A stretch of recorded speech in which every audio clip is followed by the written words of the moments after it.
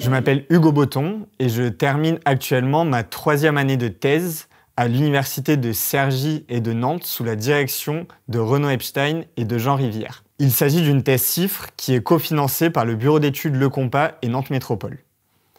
Avant de débuter cette thèse de sociologie, j'ai effectué des études d'économie à l'École normale supérieure de Cachan, puis à l'École d'économie de Paris où j'ai suivi un master d'évaluation de politique publique. J'ai ensuite été chargé d'études sur des thématiques d'inégalité territoriale et de ségrégation résidentielle au CNESCO, puis à France Stratégie.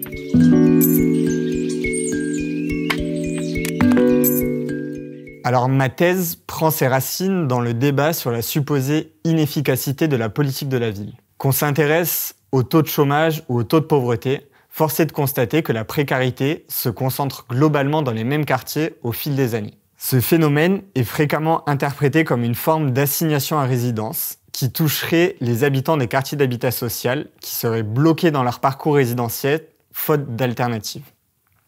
Or, dans les faits, les déménagements sont aussi fréquents dans ces quartiers qu'ailleurs. Si le taux de pauvreté reste élevé dans ces quartiers, ce n'est donc pas parce que les mêmes personnes restent pauvres dans les mêmes quartiers, mais plutôt parce que des personnes plus précaires remplacent des ménages aux revenus plus aisés qui sortent de ces quartiers. Ces quartiers fonctionneraient donc comme des SAS plutôt que des NAS. L'étude des quartiers d'habitat social sous l'angle des flux résidentiels permet ainsi de changer le regard porté sur ces quartiers et leurs habitants. Ma thèse vise donc à étudier les mobilités résidentielles dans ces quartiers pour voir ce qu'ils peuvent nous dire du processus de ségrégation résidentielle.